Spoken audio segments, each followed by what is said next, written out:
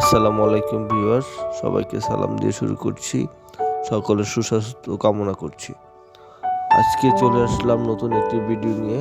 আজকে আমার ভিডিও বানানোর উদ্দেশ্য হচ্ছে সবাইকে সতর্ক করার জন্য, যারা কিনা আমার মতো ছাদে মুরগি পালন করেন, যাদের ছাদের উপর কিছু নাই এবং চারো সাইডেও কিছু নাই, তারা শুধু খাঁচায় মুরগি পালন করেন, তাদের জন্য একটি টিপস দিতে চাচ্ছি।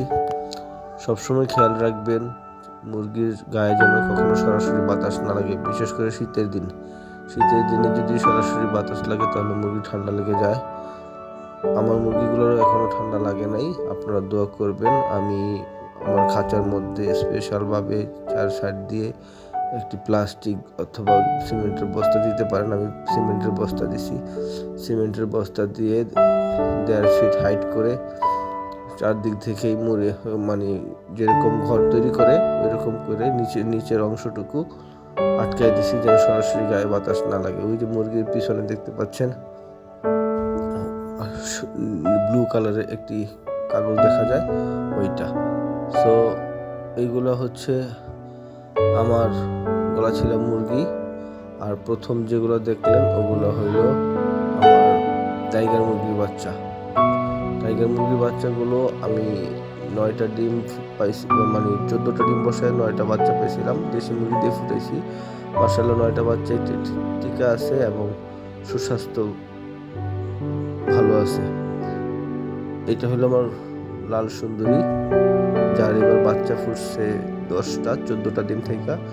এখানে 3 ফিট বাই 3 ফিট খাঁচার মধ্যে এরা ব্রিড করে কবুতরের মতো। আমি একটা মুরগি রেখে দিই ডিমের সময় হইলে, তো হ্যান্ড ব্রিড করাইতে পারি না, এই জন্য করাই না। সো এদেরও স্বাস্থ্য ভালো আছে আশা করি। টাইগার মুরগিগুলা বয়স প্রায় 1.5 মাস, আর এগুলোর বয়স হয়েছে প্রায় 1 মাস। এই যে বর্তমানে যেগুলো গলা ছিল দেখতেছেন, এগুলো বয়স প্রায় 1 মাস। এখানে 8টা বাচ্চা ফুটছিল, একটা দুর্ভাগ্যবশত বড় ছিদ্র দিয়ে নিচে পড়ে যায়। আর রাজকুমার নামে একটা মোরগ আছে আমার, ওই মোরগে মাইরা ফেলায় বাচ্চাটারে। রাত্রিবেলা আমি ছিলাম না, দেখি নাই। সকালবেলা আমি ওইখানেই মুরগির মানে দেহাবশেষ পাইলাম, বাচ্চাটার দেহাবশেষ পাইলাম। যাই হোক, দুঃখের বিষয়। এইবার চলে আসলাম আমার টাইগার মুরগিগুলাতে। টাইগার মুরগিগুলা এগুলো আমি নিজের দেশি মুরগি দিয়ে ফুটাইছি। এখানে 9টা বাচ্চা, যাদের বয়স কিনা প্রায় 1.5 মাস।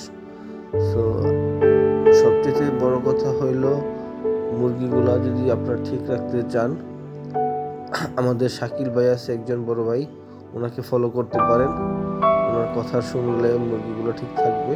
আর মুরগি পালন করে লাভে আসা এত সহজ নয়, অনেক কঠিন।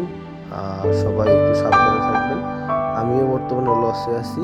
খালি মুরগি দেখলেই যে মনে করবে যে লাভে আছি তা না, এটা একটা ধৈর্যের ব্যাপার। আস্তে আস্তে পালন করবেন, আস্তে আস্তে শিখবেন। কাউকেই বলতেছি না বড় করে ইনভেস্ট করতে, এটা ধৈর্যের ব্যাপার। আমার প্রতি সপ্তাহে প্রায় 1100 টাকার খাবার লাগে মুরগি কবুতর মিলাইয়া, কিন্তু আমি 600 টাকার মুরগি বা ডিমও বেচতে পারি না। যাই হোক, কবুতর আছে তো এখানে প্রায় 30টা মতো কবুতর আছে, ওদেরও খাবার লাগে, এর জন্য কিছু মনে করি না। আবার হাঁস আছে 5টা, আগে ছিল 9টা, এখন খায়াতে আছে মাত্র 5টা। যাই হোক, বর্তমানে ডিমও পাইতেছি 3-4টা, 3টা-4টা এরকম ডিম পাইতেছি। হাঁসের ডিম পাইতেছি 2টা-3টা এরকম। যাই হোক, সবাই দোয়া করবেন মুরগির বাচ্চাগুলোর জন্য। আর মুরগির বিষ্ঠার দিকে খেয়াল রাখবেন। মুরগির বিষ্ঠা যদি পাতলা হয় বা রক্তাক্ত হয়, তাহলে মনে করবেন মুরগিগুলো অসুস্থ। ইমিডিয়েটলি চিকিৎসা নেওয়ার জন্য ব্যবস্থা করবেন।